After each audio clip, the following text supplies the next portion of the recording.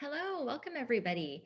As everyone's getting logged into the webinar, I just want to go through some housekeeping with all of you. First of all, the webinar is now being recorded. And my name is Ivory Zorich, the Director of Strategy for the Live Events Coalition. LEC is a 501c6 organization and was created to provide support and resources for the industry, as well as lobby on behalf of this group during this trying time. This session, as all of our webinars, are recorded and will be posted to our YouTube channel after each call. While we wait for folks to join our call, I wanted to go over a few small disclaimers and housekeeping notes before we get started. Please be kind and understanding to others. We will not allow anything less than kindness. Please avoid self or company promotion on coalition webinars. We are a nonpartisan organization and ask that you respect that and all opinions, even if you disagree. Please continue to support each other and our industry through this tough time. We need one another more than ever now. While the coalition members are trying to share as much information as possible, situations and information change from day to day, so keeping up can be challenging, and we appreciate your patience with us. It is the policy of the Live Events Coalition to comply in all respects with federal and state antitrust laws. Discussion of any matters relating to competition among our attendees or relating to practices that may restrain trade with third parties is not permitted. These prohibited subjects include prices, allocating territories, boycotts, or any other statements that may be construed as anti-competitive. And finally, please note that while the coalition members may offer ideas and advice, we are not legal or financial experts. Our panelists may be experts, however, the information shared may be different from your unique situation, and we advise you to reach out to your own lawyer, accountant, bankers, or business manager for expert opinions and advice. And now I'm going to turn it over to Nancy for her update from the president. Good afternoon, everybody. Happy Thursday. I hope this finds everybody well and enjoying some sunshine wherever you might be. Oh, sunshine just stopped. I just looked out the window. Just wanted to let you guys know that, as always, we greatly appreciate you. I think that we're doing some really exciting and remarkable things at the coalition and making a lot of headway. We've talked about this before. Sometimes it's hard to see what is happening because the wheels of government move like sloths. And so sometimes it's hard, but there is an awful lot. And the three other folks that are on this are literally spending day in and day out talking to our legislative representatives to make sure that we as an industry are recognized and we as an industry get this bridge that we need, even though we are reopening. So we're making lots of headway. There's some other things that we'll bring up later on in the call, but I wanted to let you know that we stay focused, we stay committed, and we are here for you. So questions, thoughts, feedback is always welcome. This is we are there to make your lives easier. And so the only way we can do that if you have issues is if you let us know. So please don't hesitate to reach out to me or to others, and we will make sure that we get back to you. And without further ado, I am going to throw this back to the rock stars of the Government Affairs Committee, which is Dwayne, Chris, and Wendy. Thank you, ma'am. Appreciate it. And appreciate you. Nancy just said an interesting thing about the slow moving government. And I want to characterize that by saying this. Wendy and Chris and myself and the others in this committee, such as Dewan and Andy and our dear founder, Isaac, have all never done this before. This is new to us. So we're learning as we go. And one thing we now know beyond a shadow of a doubt that we all agree on is that this is the fastest, most frantic, speed-based work we've ever done on such a slow-moving project. There's nothing can quite describe what it's like to be stressed out and need to go, deadline for something that doesn't have an actual deadline. This just doesn't move at a pace that's human. So you need to know that for us, we see all this change day in, day out happening. The talking points change, the players change, and the champions change, and this guy's in, this guy's out. And it's hard to disseminate that for all you folks at home, but it's there. And know that when we're talking to you in these webinars, there's some generalizing going on. We can get down in molecular if you want to in the office hours after this session, if you'd like to come and unpack anything, especially if you have information about your own district or your own leadership that represents you in the U.S. Congress, then we'd love to hear it. Or if you have questions about programs, that's a great time to do it. But do know that we're going to generalize quite a bit. With that, I want to start with a huge announcement as to a partnership that we are now involved with other industry organizations. We have been one of the actually two founding members of what is now a coalition of coalitions, if you will, a total of 7 industry organizations that are all basically sister industries to us. We are all now meeting multiple times a week online, of course, and trading countless emails and all editing each other's work. And the lobbyists are in the room at the same time. There's a tremendous amount of power in that room. And I'm pleased to say that we're all singing from the same hymnal. What's basically spurred this on is Wendy mentioned during the last webinar that the Restaurant Association is 102 years old. So no wonder they have a program tilted up for us. We're a year old, and it's no wonder we don't. We're working on that. And what we hear from our MOCs is how we're doing it right. Well, now here's a chance for us to do it even more right. The reason why it's okay for us to partner with people who are not our industry is that we have now shifted hard to a non-industry specific relief program. This is the only way we can stop Congress from picking the winners and losers. There are bills out there for gaming. There are bills out there for gyms. There are bills out there for hotels. There are bills out there for ag fairs. All these things that are parallel or actually part of us, there's bills for them, but they're going to leave somebody out. Maybe most somebodies are going to get left out. So we have pivoted hard in part because the members that we talk to on the Hill are all a little, I'll just say, pissed off that what they thought they were doing with SVOG, what they thought they were doing with restaurants was to capture everybody that was still suffering, and it just doesn't. We all know that, and they don't want to do that again. So if we bring up something like adding more NAICS codes to SVOG, while we had a lot of run on that for a couple of months there, ultimately that's leaving a bad taste in their mouth. And so the smart and helpful members of Congress we're talking to are in concurrence with us that we really have to stay industry neutral here. So that has allowed us a chance to create this coalition of now 7 member organizations, and they are the American Rental Association, of which some of you in this room may be members because you might run a rental company. They are 2 different amusement organizations. In fact, I'll just tell you who they are by reading it. I can never get it straight. The International Association of Amusement Parks and Attractions and the Outdoor Amusement Business Association. I already mentioned the American Rental Association. Then we have the American Society of Travel Advisors, the International Association of Fairs and Exhibitions, and the International Council of Air Shows. These are all folks with a strong lobby, with an experienced lobby, who we are now absolutely in lockstep with.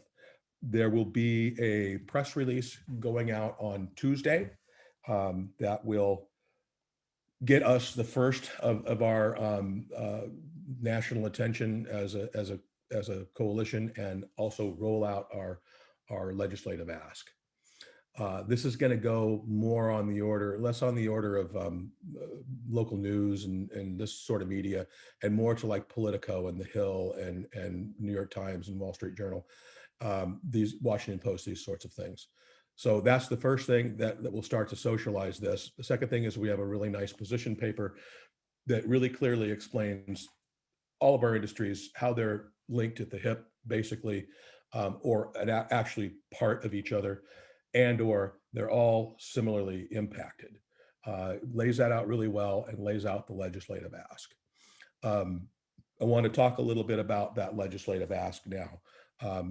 It's been a while since we've really gone down the rabbit hole on this, and this isn't really a rabbit hole meeting, but I want to at least share with you guys what it is we're asking. And with that, I'm scrolling. So I'm no good at quoting. So I'll just read verbatim.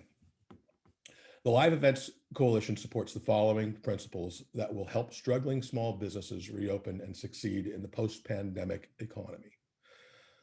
So the legislation we recommend would utilize an existing pandemic relief funding program. Target businesses based on demonstrated loss threshold with a minimum qualifying loss of at least 25%. Measure loss by comparing revenues from the second quarter of 2020 through the fourth quarter of 2020 to the same period in 2019. As a policy matter, we believe Congress should focus on revenues lost due to COVID-19 related closures and limitations on capacity, avoiding the use and refraining from additional reliance on NAICS codes in developing COVID-19 relief legislation, as this approach inevitably creates winners and losers and leaves large segments of the economy out in the cold. We want it to be open to sole proprietors, and we would want the funds to be able to be used for all normal operating expenses. We consider this a bridge, folks. Congress will never make us whole. And we've known that from the get-go. And now we see ourselves starting to reopen. I think some of us are gonna have some revenues, maybe most are gonna have some revenues coming up, but we all know, first of all, we're limping into this. We've exhausted everything that we would normally use to grow and to address business challenges that we have that are beyond normal operating. And by God, we've got them now. So A, we're limping. B, normal revenues, especially for some sectors like corporate, aren't going to be there for a while yet. So we view this as a bridge. And to that end, the new coalition of coalitions is called the Economic Bridge Coalition. So there it is. You guys are the first to hear it publicly. This gives us 7 times the voice that we had already. And it gives us an older, more established voice because these organizations have been doing this for a while and we're the new kids on the block. So this is net positive in every way we can think of. On the net positive front, I guess, I want Wendy to talk a little bit about what's happening in members' offices that we've been meeting with. I personally have only been on a couple of members' calls in the last week, but Wendy has been on many. I've been working a lot on this new coalition, but Wendy can bring us up to speed on what some of the talking points are that we're hearing back from members and who we've talked to and where we're getting with this. I will candidly say that we have so many members in our pockets, and as our lobbyists say, the trick is not getting the sympathy and getting the understanding. The trick is to get them off the dime and get them to introduce a bill. And we're as close as we've ever been to having that happen. I want Wendy to talk a little bit about what she's hearing out there. Okay, thanks, Dwayne. So since our last call, we have actually met with several additional members from the small business committees, both in the House and the Senate. So we've had good conversations with Schneider out of Illinois, who actually is not on small biz anymore. He was in the 116th. He's now on the Ways and Means, so it's still a very important role. Inhofe out of Oklahoma, Newman, Representative Newman from Illinois. We just got off a call with Representative Hagedorn from Minnesota just a little bit ago. We have Senator Scott from South Carolina tomorrow, and then we have Representative Sharice Davids from Kansas next week. So we've reached about a 75% penetration at this point of the committees on both the House and the Senate side, which is great. We're hearing really across the board that everybody is supportive, really, of our needs and concerns, and we've got bipartisan support, basically saying that we hear you, we understand there's still a need. Some folks actually said, gosh, actually thought you were handled by SVOG, and now I'm hearing you're not. That's new news. So sort of unilaterally, though, they recognize that there's still a problem. And so that's the good news, I think, is that we're hearing that across the board. There is obviously some concern around more spending, but they also recognize that we have a need and we still have a need. And so I think we're going to be able to overcome that. And so now, as Dwayne said, it's really just figuring out who is that right champion. And so we've got our lobbyists kind of circling back with key staffers. And we've talked about this before, how really what we're trying to do is create that buzz between the staffers and kind of that layering effect where they're all starting to hear from us and then they're talking amongst themselves and then, you know, starting to kind of figure out what the right plan is. So that's all, that momentum is all really building right now. And then our lobbyists will be circling back with those teams in the next week to 2 weeks to sort of solidify who are the right people to take this forward. Thank you, Wendy. Appreciate that update. These meetings we're having also, I will tell you, they are becoming less and less formal as our relationships build with these folks. I'm now noticing that they'll just reach out to us sometimes. And weirdly, I don't have anybody in Oregon that represents me as a constituent that's on any of our key committees, except for Senator Wyden, who's the chair of finance. But really, finance looks more at banking and international trade than they do at our world. But the funny thing is that those guys will just call me up. And so this is a shift, a sea change, if you will, that the way we're accepted and the way we're viewed and the way we're spoken with is more on a strategic and, hey, let's plan together than okay, we'll listen to you guys whine. And the listen to you guys whine was definitely a thing at first. And we had to learn to get over that and make our presentation more conversational. And I want to tell you that we've achieved that now. And there is more of a sense of collaboration going on with the congressional members we talk to than there ever has.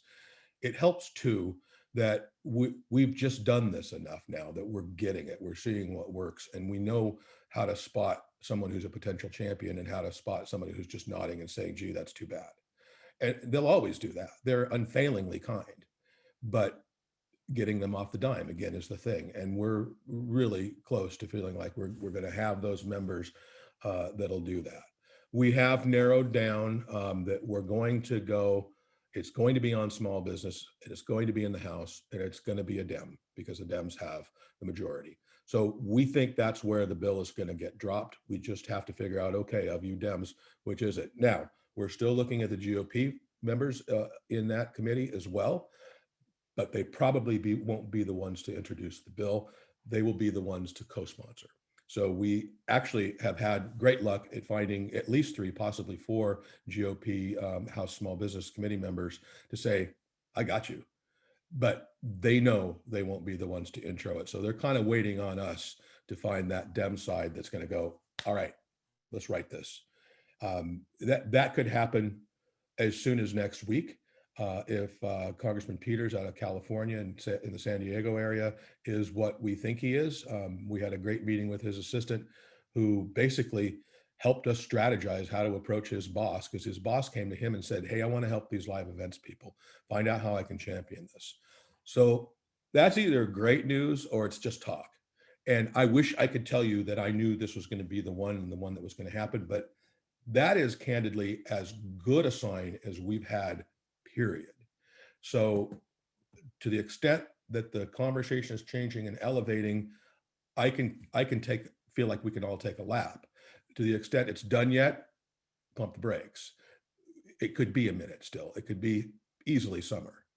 It could even be the next reconciliation package, but we're not done until somebody says, no, we don't care. You're not getting any more money. Go away. And it has to be every somebody, by the way. If we heard that once, we'd keep knocking on the doors. So that's kind of the report on how the legislative talk is going. Chris her job is to find the constituents for these representatives and senators in the right districts and states. And she's been doggedly pursuing several members. We basically know who the overarching list is, but we try not to work on maybe more than 3 to 5 of them at a time, because we don't want to get overwhelmed with this conversation and miss something. So Chris, could you share what districts and states you're looking for constituents to join us on these meetings and tell their stories? Yep, the next two really important ones are Representative Del Baney from the first district in Washington, and then also in the sixth district in Washington, Representative Kilmer. So if you know of anybody in those two districts, the first district or sixth district in Washington, let us know. Super, awesome, thank you. And we'll keep reaching out. Sometimes you might just see, if you're a member, and we have your email address, you might just get an email from us. We are doing zip code searches to find people in the right districts, because we can't be familiar with all 435 congressional districts, so we have to do some looking, and it's a little bit of heavy lifting at times. But you may hear from us, and do know that if you're in this meeting and you do get that email, that's what it is. We're asking, would you be willing to sit in on a Zoom chat with your representative or your senator in order to tell your business's story? We're going to do a little pre-qualifying. Naturally, we want to know if what you have to say is net positive and something that is, well, I'll just say it. It's not a whining session. So we're gonna coach you and ask you about that. We just want you to tell what happened to your business, how much was the loss, what have you done about it, how much debt did you take on, did you have to make other sacrifices, are you worried about bringing your staff back, have you been able to keep your staff on, did you pay their insurance through all this and now you're broke, whatever that story is. And believe me, those stories are just about everywhere. That's what we're having you there to do, because the person we're meeting with represents you, not us. So if you get that email, we hope that you'll be willing to help out. That's about it on the government affairs side of things. Look for news coming hopefully soon in a political rag near you about our great new coalition of coalitions. We're super proud of it, and we think that this is going to be the one that gets the football through the goalposts. My friends in New York are writing a book about the stupid things I say, the stupid analogies I say. So there's one for you, Anthony, if you're here. Back to Nancy. Sure. So before we go further, there are a couple of questions and they fall right into government affairs. So I figured we might as well just throw those out there. First question is, what is the overall feeling re-adding new funds to RRF? It won't impact everyone, but it does hit a few of us. Thanks. Yeah, that's a big one. As of 2 days ago, the talk was already swirling on the Hill. Interestingly enough, my district is represented by the guy who wrote that bill. We've been working with him since the summer to get him to broaden his view of who needs help. And we were the ones that got him to make sure that caterers were included. So, and that goes way back to July, when none of us really knew what we were doing, but we would just hit him over the head and go, hey, are caterers getting anything out of this? And by the way, can you open this to the rest of the live events industry? Before we knew a thing about NAICS codes and that was going to be impossible. Anywho, it is out of money. In fact, they have nearly tripled the amount of appropriations in applications in the first 6 days. So rough sale. Nobody didn't see this coming, unless you're just willfully blind. The initial ask in the Blumenauer version of the bill was over $330 billion. It got chopped down to the high hundreds or low 200s, and when it got passed, it was 28. So candidly, a industry that size that also includes caterers, which is yet another industry that gets included, it was never going to be able to go anything from it. And what you guys need to know is the first 21 days, the only applications that are being accepted are limited to female-owned, minority-owned, or veteran-owned businesses. That doesn't mean if you're not one of those that you shouldn't still lay your marker down. Lay your marker down, get your application in. Because they're out of money does not mean you shouldn't still apply. Go apply. Absolutely apply. Will it get replenished? And what will it mean for the rest of us? I have a sense that it will, because it's already standing and because the need, I think, astounded everybody on the Hill and none of the rest of us.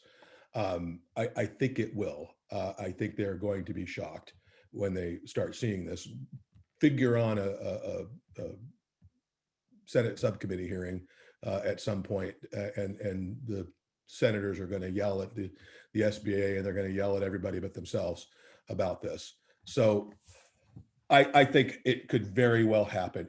I think that's more net positive for us than not, because I know there's a sense with many of us that it's like, how come we're helping those guys and they're open and have mostly been open in some fashion?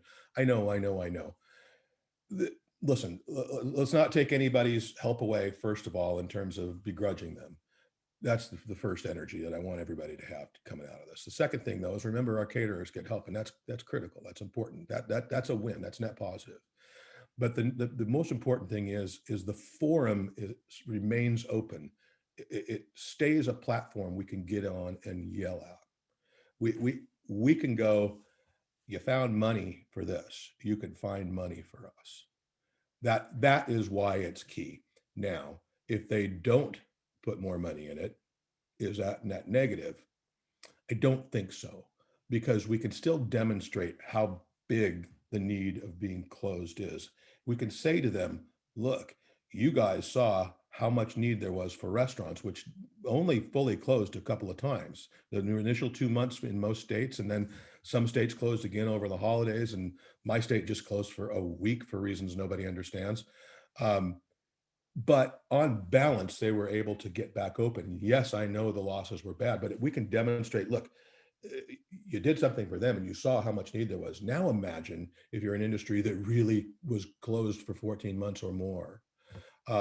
Imagine that. Now, that is why I think either way, this program is something that we can build from in terms of our talking points. There have been suggestions that they open it up to us. We're staying out of that talk because, again, somebody's going to get left behind. But quite honestly, we don't get to say what the vehicle is going to be. So more news to follow, stand by. Also, as to who is looking for more money for the RRF, it's just about everybody. So that's why I'm thinking it could happen. Could happen. What else you got, Nance? Nancy, you're on mute. It appears that that was all of the questions that we had related to what was going on there. So I think that we can probably move on to the next agenda item. If other people have questions, it doesn't mean that we're going to stop answering them. It's just that that's all that you have put up related to government affairs. Now we are back. Yep. Would you mind giving an update on where you are with state coalitions being Yep. signed and perfect? I was literally about to do that. She read my mind. So as many of you know, we have been working diligently to bring our state coalitions into official relationships and alliances with national, which means that you, depending on what state you're in, would be a member of that state as well as a member of national. There are 20 states that are in the midst of this process in one place or another. And currently we have received 4 official memos of understanding. And that includes those amazing folks out in Oregon. Thank you, Dwayne. Our New York, New Jersey team, go Northeast. I'm drawing a blank and I shouldn't be, so forgive me. Texas. Thank you. Lori, if you're on this call, forgive me. I believe yours came in first, and there is one more, and I am drawing a complete blank. But if you give me, it'll come to me. But with that said, one of the really exciting things that we have to announce, and he will be on upcoming calls, and many of you, if you are in state leadership positions around the country, will hear from him and Alex. And we have added a director of state development, and his name is Justin Ball. He will be reaching out to work with all of our state leaders to begin to finalize this and push this ahead. All this is very exciting. Justin's a great guy. He knows people all over the country and does work all over the country. So if you hear from him, please be kind. Don't hang up on him. And in addition to working with getting MOUs signed and moving people forward, he and I, along with our marketing and communications team, will work to make sure that we can get everybody some tools once they sign on that will help you in the state level promote your state, build membership, which benefits all of us. And the second part of the exciting news is that we have a director of Marcom. His name is Tyler Edick, if I have pronounced that properly. And if I have not, and you happen to be on this call, forgive me. Tyler will be leading our Marcom team as we continue to evolve. You'll notice on Ivory's Brady Bunch Square, there is a new logo. And so there is a new brand kit that has been created.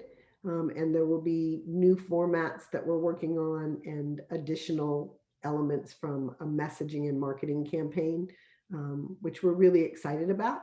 These are two amazing additions to leadership, and we are beyond delighted to have them. So that is state development leader Justin Ball, and the head of Marcom is Tyler Edick. If you have questions, concerns, thoughts about any of those areas and you want to reach out to me, feel free. If you have a specific need, let me know and I will make sure that we get the right person connected to you.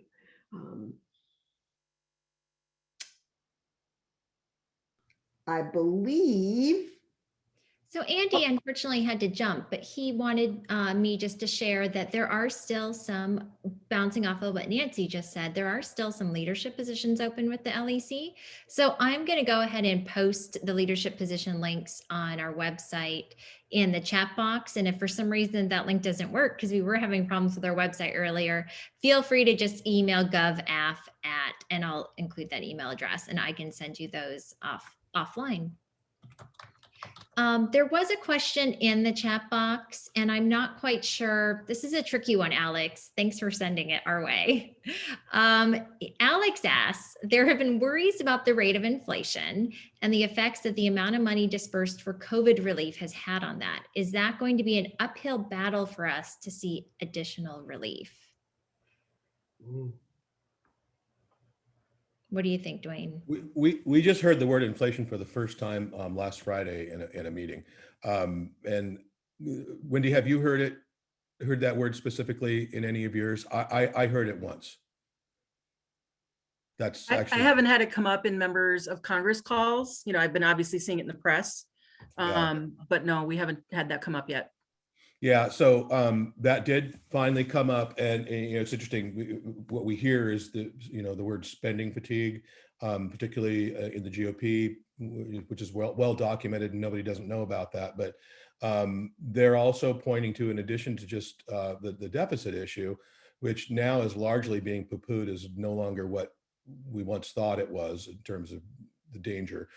Janet Yellen is now apparently flagging the healthy side of inflation. But I think just having the word bounce out there is starting to get people to talk about it. So Alex, we've heard it once as a potential concern, not an actual concern. It was actually flagged by a Dem, and he was using it in terms of, this is why we'll have problems with the other side, convincing them to do this. They're pretty good at telling you what the challenges are going to be, and every single time the money comes up as a challenge. So I'm not sure that the inflation issue makes that challenge bigger, by the way. It was already big. So in a non-financial support and relief, the other part of what's happened is that we are hearing a lot about supplies, and that the cost of supplies, the ability for suppliers to get it, what that's going to do, how that's going to impact people. So we're going to kind of have to do some thinking about that. And I'd be curious if anybody has any kind of experience where they've already experienced that what they thought would cost X is now costing Y, and what kind of conversations they're actually having with their clients. because this is a bit of what's going to happen, I think, as we move forward until we get our sea legs back. And it is going to be a little bit challenging. Came up in the DC coalition call this morning with the board. So I'm sharing that. And if you have thoughts or you have actual experiences, please let us know, because we're going to start to do kind of some digging into what does that mean to the industry. And that is the last question that I found in the chat box, as well as the Q&A. So Nancy, if you want to give us a wrap up, and we'll see everyone in 2 weeks. Absolutely. Well, Jean Stark just responded to my last statement and said, florists are freaking out. Cost of flowers is almost double and they're losing money. And again, while the Live Events Coalition was formed to advocate, these are issues that we will also begin to address as we start to move forward. We cannot talk about pricing should be X, but we can begin to talk about how do we help our industry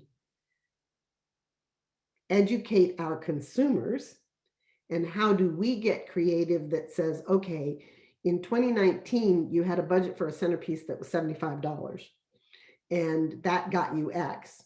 And in 2021, it's going to get you a carnation on the table in a plastic vase. How do you help your clients understand what to do and how to resolve those things? So, Jean, we know it's happening. I did not realize it was double. I usually reserve that for Valentine's Day and Mother's Day. But these are things that are beginning to come with reopening. And they're things that we as an organization are going to want to start to at least discuss and provide one another with support and ideas and be creative. It's what we are. So, other than that, I don't have anything. Good news is we are moving forward in terms of reopening. I know that DC was one of the holdouts. We weren't allowed to actually have dancing at weddings, but you could go to a concert. And with a very, very big push from the live events industry, that has been lifted as of the 21st of this month. And we're now pretty much just kind of open. So those are all good news. And I'm glad that things are picking up. Just remember, it doesn't mean that we're out of the woods, and it absolutely does not mean that the Live Events Coalition has stopped fighting on our behalf for our industry. Awareness needs to continue. Relief is needed, and we all need to support one another. So I think that is about it for me today. I look forward to speaking with you guys in a couple of weeks and seeing everybody. Again, office hours are this afternoon. And in addition to that, thank you. If you need to reach me, everybody knows where to find me. And I'm happy to have a conversation, have a call, do whatever it is that you need, or direct you to the person who might be better suited to help you. So go forth, be creative, be strong, be kind, and be collaborative. It's really I think it's how we're going to get through 2021, being collaborative and communicating, and making sure that we are really clear about what we can do for our clients and how that's going to happen. So stay strong, stay safe, and go and produce an event. I think it will be wonderful for people to start to gather again. So thank you, thank you, thank you, and have a wonderful afternoon. Bye all.